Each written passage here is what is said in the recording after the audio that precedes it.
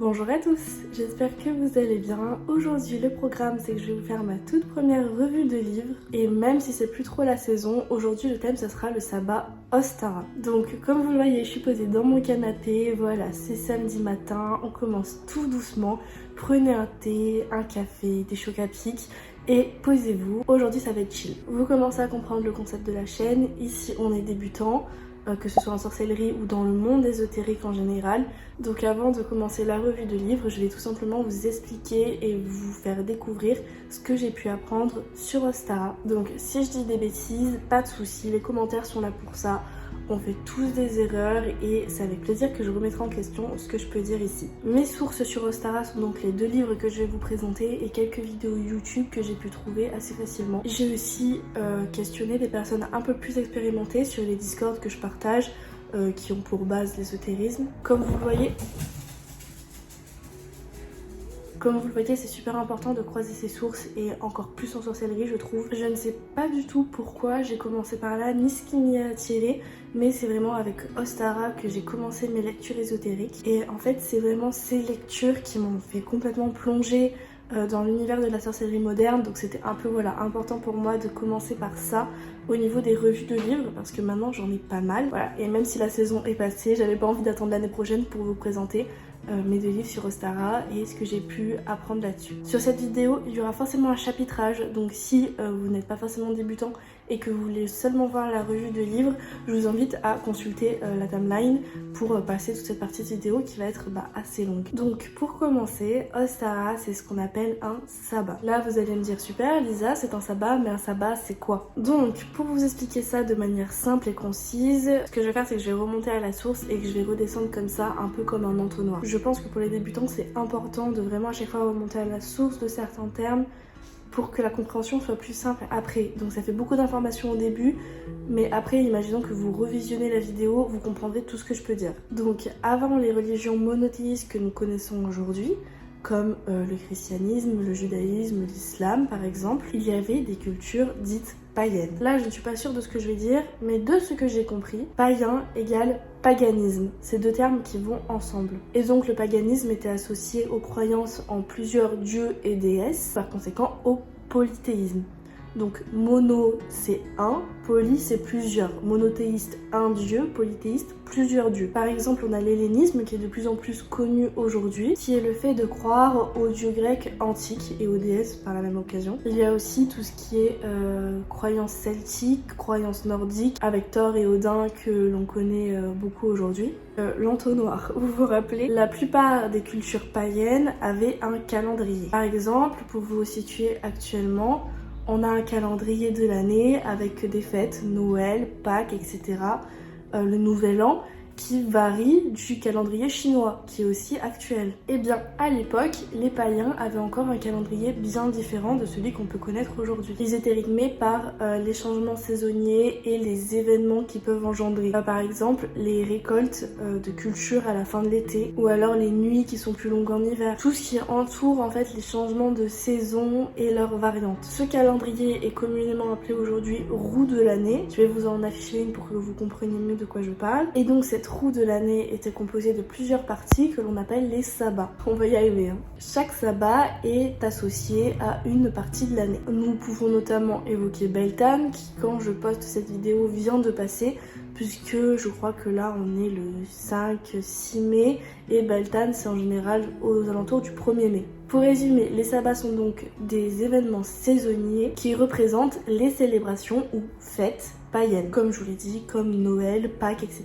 que nous pouvons avoir aujourd'hui. J'espère que j'ai perdu personne, je fais vraiment de mon mieux dans les explications, j'ai mes notes et tout, j'ai tout scindé. Je vous ferai une vidéo approfondie sur chaque sabbat, quand j'en aurai appris un petit peu plus, etc. Mais ce qu'il faut retenir pour le moment, c'est qu'il y en a 8, dont Ostara, qui est le sujet de cette vidéo. Et maintenant, je vais essayer de faire assez court, parce que comme je vous l'ai dit, je vais faire des vidéos sur chaque événement. Ostara, il faut très rapidement, vraiment en survolant, l'associer à la fête de Pâques. Au renouveau, là où la nature renaît, revit, la sortie de l'hiver, l'éveil du printemps et en même temps que la nature, le bon moment pour se lancer dans de nouveaux projets, entreprendre de nouvelles choses. Par exemple, je vais vulgariser, attention, Les bonnes résolutions, nous on les prend le 1er janvier.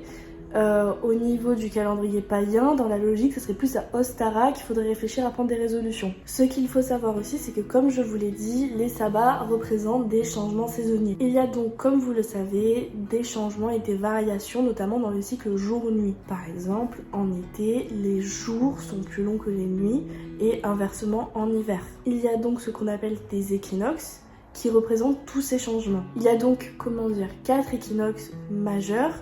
Il faut vraiment vous orienter avec une boussole en fait, je trouve ça vachement plus simple pour le schéma dans la tête.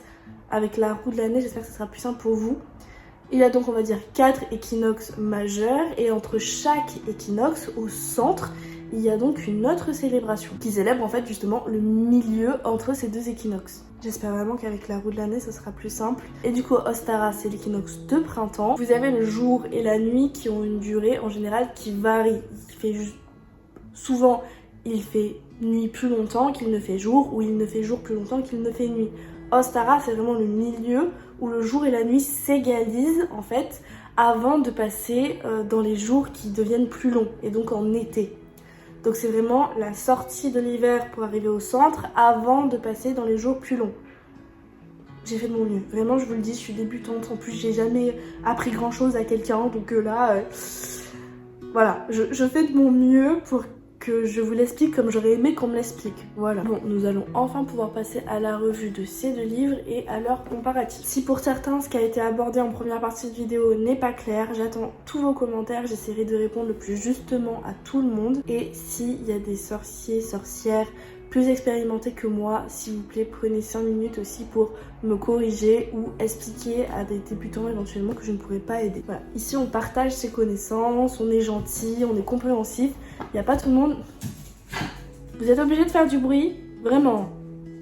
Il n'y a pas tout le monde qui a la science infuse. Nous allons donc parler aujourd'hui de ces 2 livres que pour le coup j'ai lu juste avant la période d'Ostara. Le premier que j'ai lu du coup c'est celui-ci qui nous vient des éditions Danae. Ce sont des éditions qui sont très connues, donc si vous êtes à la recherche d'informations ou de livres, n'hésitez pas à chercher par ici. Elle a été écrite par Kerry Connor et je vais rapidement vous dire quelques mots sur l'auteur. Donc Kerry est une femme qui est née dans une famille protestante et qui a quand même commencé à s'intéresser au paganisme. On raconte que dans son adolescence, au milieu des années 80, elle a reçu un signe, une communication spirituelle qui l'a fait vraiment s'engager sur cette voie. Elle a donc fait maintes et maintes recherches avant de tomber sur la Wicca. Et à une époque où c'était vraiment très discret et où en général on parlait pas trop de ses pratiques, elle a quand même réussi à trouver un mentor. Et donc elle a fait des études associées à ça, incroyable.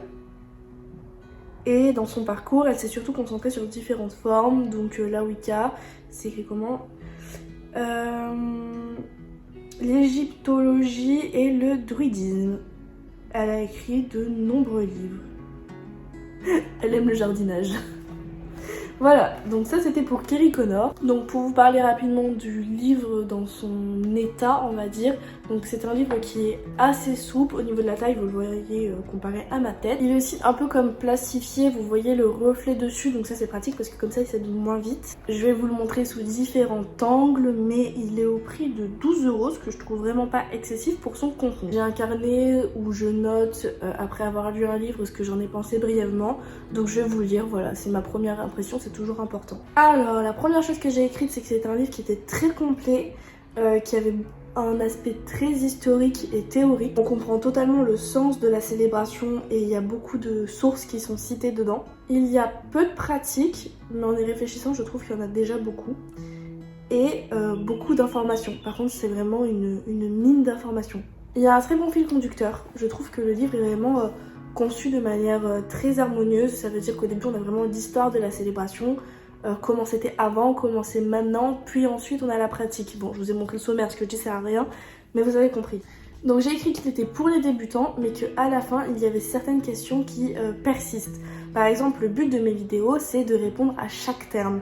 À la fin de la vidéo, normalement, vous avez tout compris, il n'y a pas un terme qui vous a échappé. Et ben, dans ce livre, j'ai trouvé qu'il y avait certaines choses qu'on ne comprenait pas forcément. Bon, il y en a très peu, hein. C'est vraiment un livre pour les débutants, il y a très peu de choses qu'on ne comprend pas, mais j'avoue que moi ça m'agace quand y a un terme écrit dans un livre et que je dois encore faire des recherches à côté pour comprendre le terme. Pour parler que de l'esthétique, il n'est pas facile à lire. Ça veut dire que c'est vraiment un livre avec des lignes et basta quoi. C'est très condensé, très...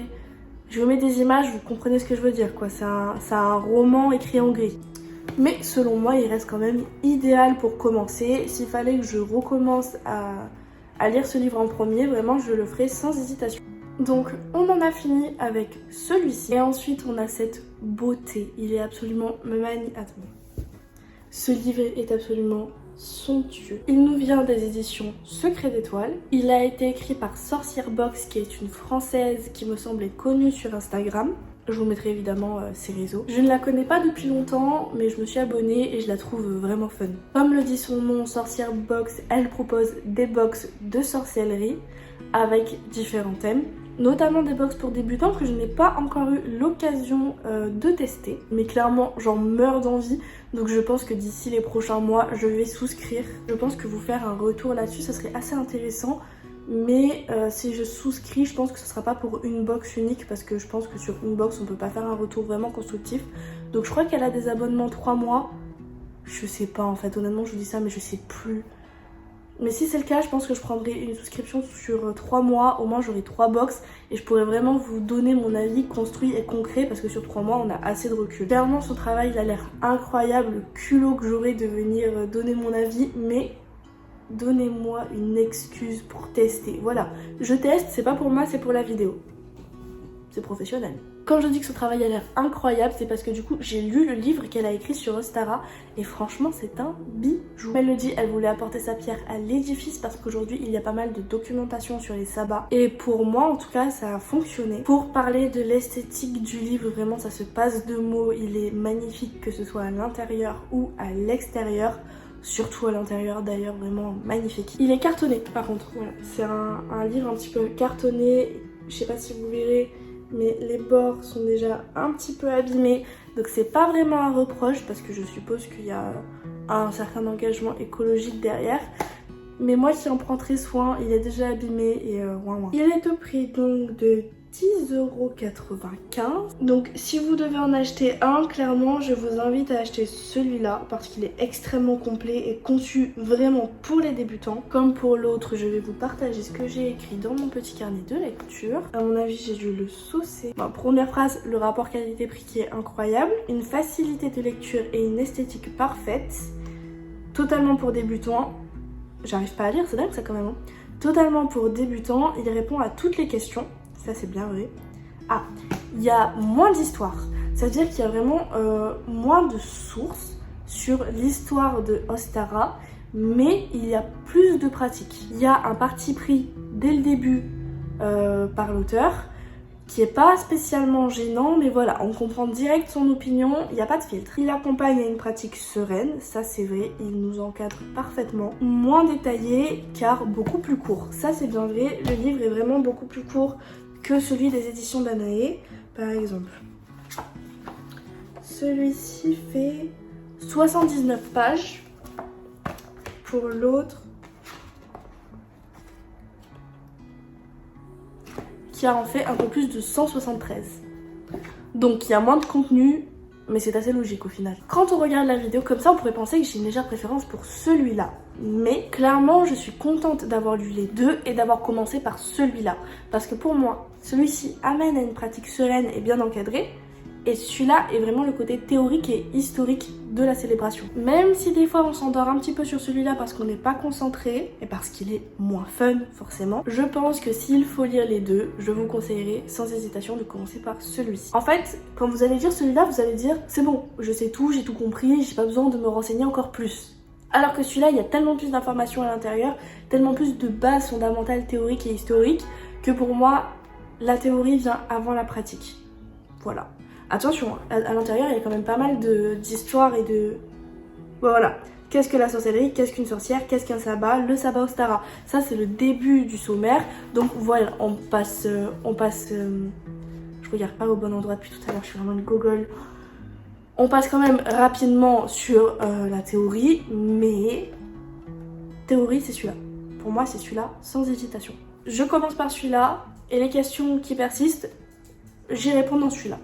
pour résumer, je pense que j'ai fait le tour. J'ai vraiment aimé tourner cette vidéo, même si c'était long, j'ai été efficace et j'adore les revues de livres. Et pour moi, la première partie où j'essaye de tout vous expliquer est tout autant importante parce que c'est vraiment ce qui donne le sens à ma chaîne. J'espère que vous aurez réussi à saisir l'idée en regardant cette vidéo. Les vidéos sur les sabbats dont je vous ai parlé au début ne passeront pas en priorité. Je ne vais pas les tourner maintenant parce que je sais qu'il en existe déjà de très bien sur YouTube. Donc j'ai plutôt envie pour le moment, voilà, de m'amuser et de faire mes vidéos au feeling. Et si un jour, une semaine, je n'ai pas d'idée, eh bien c'est possible que je fasse une vidéo sur un sabbat. Bon, il faut que je sois aussi bien informée dessus, mais c'est totalement possible que si un jour, voilà, une semaine, j'ai pas d'idée, je vous fasse une vidéo complète sur Ostara. Donc ça sortira pas vraiment en fonction des périodes, etc. Ça sera vraiment au feeling. On se retrouve donc la semaine prochaine pour une nouvelle vidéo. Là, tout de suite, je saurais pas vous dire de quoi elle parlera. Ce sera peut-être une vidéo sur mes interrogations, mes peurs, pourquoi je ne pratique pas. Voilà, quelque chose de plus personnel. J'essaye de varier les contenus au max, donc pour l'instant je pense que ça marche. En attendant, je vous dis à la semaine prochaine. C'était Witch Abricot, prenez soin de vous.